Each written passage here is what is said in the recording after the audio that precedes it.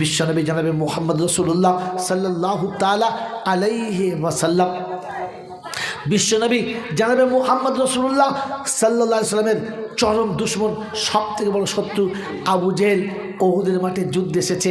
আল্লাহ নবীর যুদ্ধের ময়দানে দুটো ছোট্ট ছোট্ট বাচ্চা এসেছে, একেবারে নাবালক, একেবারে ছোট্ট ছোট্ট শিশু, 8-9 বছরের দুটো বাচ্চা যুদ্ধের ময়দানে চলে এসেছে।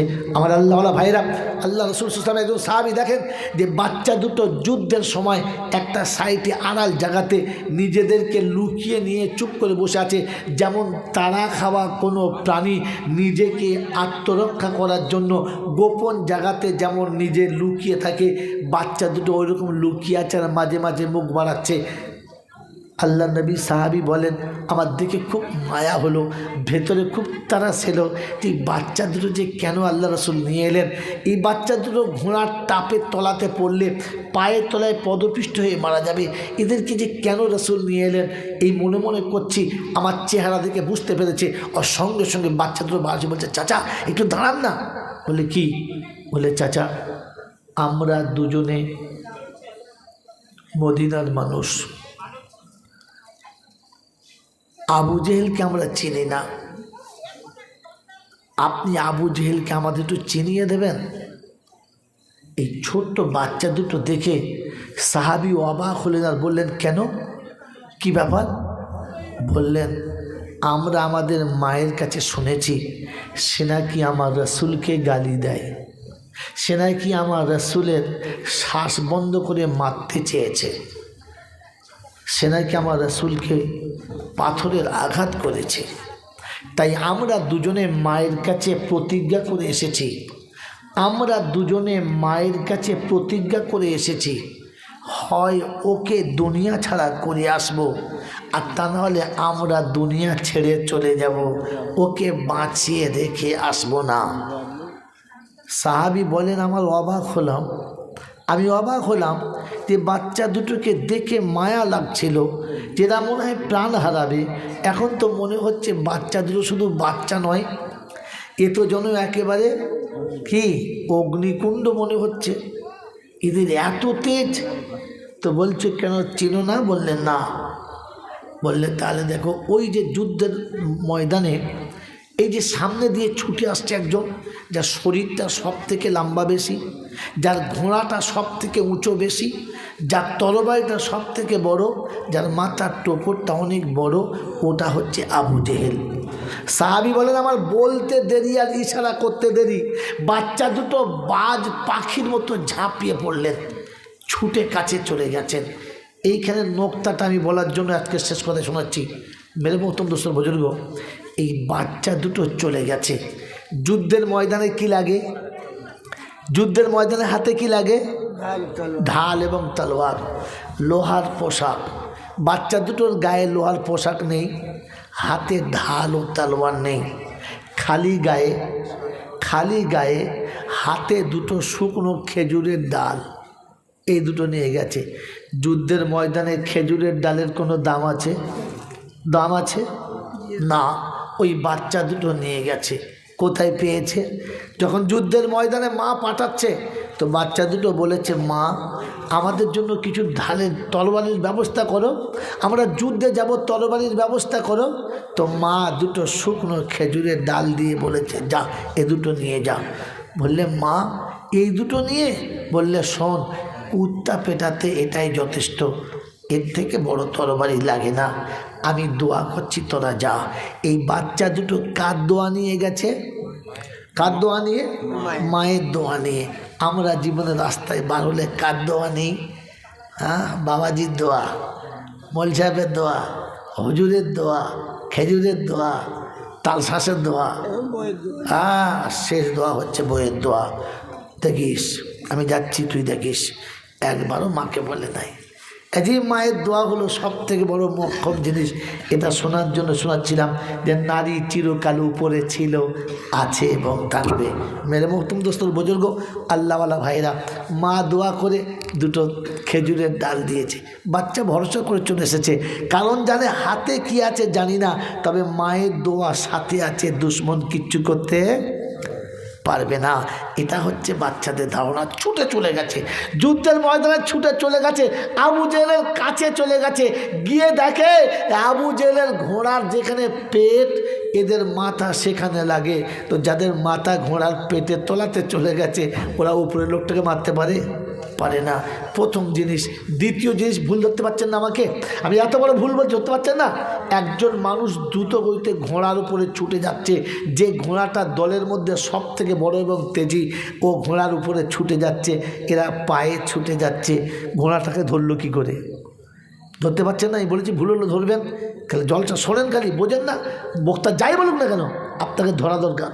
মেরে মহতম দোসরা বুজুর্গ, আল্লাহওয়ালা ভাইরা, জ্ঞানীজন সুদী মানুষরা, ওই রকম বিদ্যুৎ গতিতে ঘোড়ার উপরে ছুটে যাচ্ছে, এরা ছুটে গিয়ে কাছে চলে গেছে। সম্ভব? কারণ আল্লাহ পাক শোনান, বান্দা যখন আমার হয়ে যায়, আমি আল্লাহ তখন বান্দার হয়ে যাই, আর আমি যখন বান্দার হয়ে যাই অসম্ভবটাকে সম্ভব করে দেখাই। কি বলেন? দেখাবো দুজনকে দেখাবো। হ্যাঁ বাবাজি, আমার আল্লাহওয়ালা ভাইরা, যে কুয়ার ভিতরে আবু জেহেল পড়ে গিয়েছিল, আমার রসুলকে মারার জন্য খুলে নিজে পড়ে গিয়েছিল, ওর ভাই পরে এসে বলল, কে? বললে আমি পড়ে গেছি, একটা কাজ কর, আমাকে তাড়াতাড়ি তোল। তো হাত দিতে গিয়ে দেখে এই 1-1.5 হাত মতো ফাঁকা, লাফিয়ে হাত ধরতে পারছে না, উঠতে পারছে না। তো বলছে, শোনা, দড়িলে তাড়াতাড়ি ছুটে যা, আর দড়িলে তুই দড়িটা ধরবি, আমি ধরে উঠে যাবো। ও দেখেছে 1-1.5 হাত মতো ফাঁকা আছে, 2 হাত 2.5 হাত দড়ি এনেছে। দড়ি নিয়ে যখন আসছে তো আল্লাহ পাক বলছে, জিবরাইল। বলছে কি? বলছে, শোন, আমার নবীর, আমার হাবিবের, আমার বন্ধুর দুশ্মন আমার বন্ধুর জন্য গর্ত খুলেছিল, আমি ওকে ওখানে ফেলেছি। এখন ও বলতে চাচ্ছি কেউ যেন দেখতে না পায়, আর আমি চাচ্ছি সবাই যেন শুনতে পায়, দেখতে পায়। তাহলে একটা কী করতে হবে? জিবরাইল বলছে, আল্লাহ কী করবো? বলে, একটা ব্যবস্থা কর। বলে, আল্লাহ বাস আপনি ব্যবস্থা বলেছেন, আমি করে দিচ্ছি, আপনি এবার ছেড়ে দেন, আমি ব্যবস্থা করছি। ও গিয়ে দড়ি আনছে, কত? 1.5 হাত ফাঁকা, 2.5 হাত দড়ি আনছে, মানে যতটা ফাঁকা তার থেকে একটু বেশি, হ্যাঁ না বলেন? দড়ি নিয়ে আসছে। দড়িটা যত বড়, নিচের মাটিটা অতটাই টেনে দিয়েছে। ও দড়ি এনে নামিয়ে দেখে সেই 1.5 হাত ফাঁক। আচ্ছা জানবার কী দড়ি নিয়ে বড় দড়ি ছোট্ট, তো ফের ছুটে গেছে। দড়ি আর একটু বড় এনেছে। ও যতটা বড় দড়ি এনেছে, জিবরাইলটা আগে মাপ নিয়ে নিয়েছে, তলার মাটি আর একটু টেনে দিয়েছে, ফের নামিয়ে দেখে সেই একই ফাঁক। মেরে মহতম দোসরা বুজুর্গ, তারই অনেক লম্বা, যে টানতে টানতে শেষবেলা একটা দড়ি এনেছে 70 গজ লম্বা। কত বললাম? 70 গজ লম্বা। যখন 70 গজ দড়ি দিয়েছে তখন দেখে সেই একই ফাঁক। বলছে, চাচা আর একটা বড় দড়ি আছে, ওটা আনবো? বলছে, আর দড়ি আনিস না। বললে, কেন? বলে, তলার মাটি নরম নরম মনে হচ্ছে টুক করে ভেতরে গলে গেলে আর কিছুই ঠাঁই পাবো না, অতএব আর দড়ি আনিস না, মুহাম্মদকে ডেকে নিয়ে আয়, পারলে ওই বাঁচাতে পারে, আর কেউ বাঁচাতে। যদি বলেন, বেঈমানকে ঈমান আনার কত সুযোগ এসেছে, কিন্তু তকদিরে নাই বলে হলো না। ছুটে গিয়ে ডাকছে আল্লাহ রাসূলকে, মুহাম্মদ। বলে, কি? তোর চাচা মরে যাচ্ছে। বলে, কোথায়? বলে, গর্তের ভিতরে।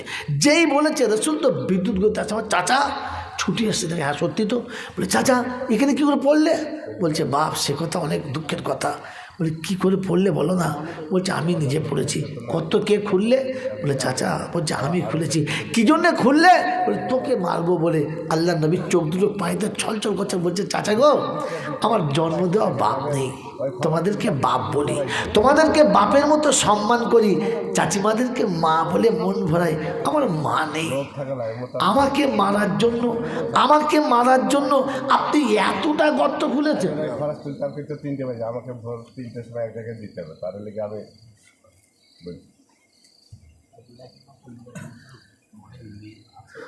মেয়ে থাকলে এবার এই দমে যা কষ্ট খেয়া দিলাম, এরকম কষ্ট কে খেয়া দিল না। মেরে মহতম দোস্তর বুজুর্গ, আল্লাহওয়ালা ভাইয়েরা, জ্ঞানীজন রাসূলি মানুষরা, যখন অতটা নিচে নেমে গেছে তখন আল্লাহ রাসূল বলছেন, চাচা আপনি আমাকে মারার জন্য, আমি কি অপরাধ করেছি চাচা? আমার কি ভুল হয়েছে বলো? তুমি মারতে চাচ্ছ, আমাকে মেরে তুমি শান্তি পাবে? তো বলছে, বাবা যা হয়ে গেছে গেছে, আমাকে তোল। বলছে, আমি তুললে তুমি কলমা পড়বে তো? দেখ দিনি, তুই যদি তুলিস কলমা পড়বো না? নিশ্চয় কলমা পড়বো। বলে, চাচা তাহলে কলমাটা বলো শুনি। বলছে, ভেতর দিয়ে বলবো না, যে ভেতরে বলে কেউ শুনতে পারো ওপর তোল, ওপরে উঠে পড়বো। আল্লাহ পাক রব্বুল আলামিনের দিকে মুখটা করেছেন, তো শোনাচ্ছে হাবিব হাতটা বাড়াও, ব্যবস্থা করে দিচ্ছি। 70 গজ দড়ি দিয়ে যেখানে আবু জেহেল হাত পাচ্ছিল না, যেমনি রাসূল হাত বাড়িয়েছেন, চাচার হাতে হাতটা লেগে গেছে, আর হাতটা ধরে বিসমিল্লাহি আল্লাহু আকবার বলে টেনে ওপরে তুলে নিয়েছেন। মেরে মোহতরম দোস্ত বুজুর্গ, এই জায়গাটা কম বেশি করেছে কে? আল্লাহ। আল্লাহ। আল্লাহ পাক বলেন, আমি যখন বান্দার হই, তখন আমি যখন বান্দার হয়ে যাই, তখন বান্দার সব কাজ আমি করে দিই, বান্দা শুধু হাত থাকে, কাজ আমার। মেরে মহতম দোস্ত বুজুর্গ, ও বিদ্যুৎ গতিতে ঘোড়ার পিঠে ছুটছিল, গল্প বুঝতে পেরেছেন? ছুটছিল, কিন্তু আল্লাহ পাক জমিনকে টেনে এনে এদের পায়ের তলাতে ছোট করছিল, আর বাচ্চারা ছুটে পায়ের তলায় চলে গেছে। গিয়ে দুই ভাই ছুটছে আর বলছে, বড় ভাই এ যা শয়তান উপরে আছে, ওকে মারার কোনো কায়দা নাই, তবে একটা যুক্তি করি। বলে কি? বলে আমি সামনে গিয়ে ওই ঘোড়ার পায়ে একটা মারি ঘা, ও যখন ঘোড়ার পা ভেঙে যাবে, ঘোড়াও কাচার খাবে আর ও কাচার খাবে, আর দু ভাই ধরবো। বলে হ্যাঁ ঠিক বলেছিস। ছোট বাচ্চাটা ছুটে সামনে চলে গেছে, আর বিসমিল্লাহি আল্লাহু আকবার বলে খেজুরের ডালটা চালিয়ে দিয়েছে। এতটা উপরে বসে আছে, পায়ের তলায় ছোট বাচ্চার নজরে পড়ে নাই। ওই ছোট বাচ্চাটা এখন যখন চোটটা চালিয়েছে, খেজুরের ডালটা উপরে ছিল, আর তলাতে আল্লাহ পাকের দেওয়া পাঠানো ফেরেশতাদের তরবারি ছিল। এক ঘায়ে আবু জেহেলের ঘোড়া পা চারটে একসঙ্গে কেটে গেছে, আর ঘোড়াটা দাম করে জমিনে পড়েছে। আর ঘোড়া যখন জমিনে পড়বে, তো উপরের লোকটা কোথায় থাকবে? ছাদের উপর না নিচে? যদি বলেন, একদম মাথা গুঁজে পড়েছে দাম করে। আবু জেহেল যখন উহুদের মাঠে পড়েছে, তো পাশের লোক বুঝতে পেরেছে মানে কুমড়োর বস্তা পড়েছে। যেমনি হাইট তেমনি মোটা, তেমনি মাথায় লোহার টোপর, দুম করে পড়েছে। যেমনি পড়েছে, দুই ভাইয়ে খেজুরের ডাল নিয়ে পিটাচ্ছে। উপরে খেজুরের ডাল চলছিল, আর তলাতে জাহান্নামের শাবল চলছিল। মার খেয়ে জব্দ হয়ে চিল্লাচ্ছে ষাঁড়ের মতো, বাঁচাও আমাকে, বাঁচাও। দলের লোকেরা বলছে, সর্দারের কীর্তি দেখো, দুধের ছেলের হাতে খেজুরের ডাল খেয়ে বলে বাঁচাও বাঁচাও, চল ছুটে চল। সবাই মিলে ধরতে গেছে। দুটো কচি কচি দুধের বাচ্চা একসঙ্গে দাঁড়িয়েছে, প্রতিহত করতে শুরু করেছে। পায়ের তলাতে দুশ্মনকে তখনও টুটির উপরে পা তুলে দিয়ে ধরে আছে। দেখেন না, মাঝে মাঝে বিড়ালের ঘাড়ে পা তুলে দেয়। হ্যাঁ, আবু জেহেল তলাতে পড়ে আছে, আর উপরে দুই ভাইয়ের যুদ্ধ করছে। লড়তে লড়তে ছোট ভাইটার দক্ষিণ হস্ত কেটে গেছে, একটুখানি চামড়া লেগে আছে, মাংস লেগে আছে, রক্ত ফিঁক দিয়ে পড়ে যুদ্ধের ময়দান লাল করে দিচ্ছে, আর হাতটার জন্য বাধা হচ্ছে। তাই তাকে বলছে, হাত রে, ইসলামের জন্য যতক্ষণ যুদ্ধ করছিলিস, আমি তোকে ভালোবেসেছিলাম, এখন আর ভালোবাসতে পারলাম না, তুই আমাকে ক্ষমা করিস। কাটা হাতটা মাটিতে রেখে দিয়ে পাটা চাপিয়ে দিয়ে বিসমিল্লাহ আল্লাহু আকবার বলে যেমনি দাঁড়িয়েছে, দেহ থেকে হাতটা কেটে নিচে নেমে গেছে। থরথর থরথর করে হাতটা তখনও লাফাচ্ছে, আর কাটা হাতটা এক পাশে রেখে দিয়ে শুধু আত্মরক্ষা করে চলেছে। আর শোনাচ্ছে, বড় ভাই তরবারি তুমি চালিয়ে চলো, পিছনের ঢাল আমি একাই আটকে যাচ্ছি, দুশ্মন কিচ্ছু করতে পারবে না। এক ভাই সামনের দিকে তরবারি চালিয়ে যাচ্ছে, খেজুরের ডালটা চালাচ্ছে, আর তরবারির মতো চিরে চলে যাচ্ছে। মানুষ অবাক হচ্ছে যে চলে কি করে আর মারে কি করে। পিছনে বাচ্চাটা একাই খেজুরের ডাল দিয়ে আত্মরক্ষা চলেছে। ইসলামী সৈন্য চারিদিক থেকে ছুটে এসে দুশ্মনকে ছত্রভঙ্গ করে দিয়েছে। রক্ত একেবারে শেষের দিকে, চোখ অটোমেটিক বন্ধ হয়ে যাচ্ছে।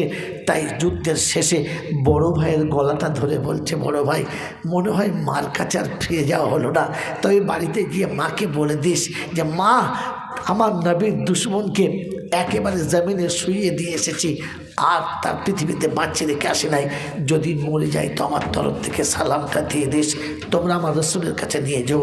দুই ভাইকে যখন আল্লাহ নবীর কাছে নিয়ে যাওয়া হলো, আল্লাহ রসুলের কাছে গিয়ে ওই অবস্থাতে ছটফট করছে আর বলছে, আল্লাহ রসুল, দুশ্মনকে জমিনে শুইয়ে দিয়েছি, মাথাটা কেটে আনতে পারলাম না, কাউকে দিয়ে পাঠান যেন মাথাটা কেটে নিয়ে আসে।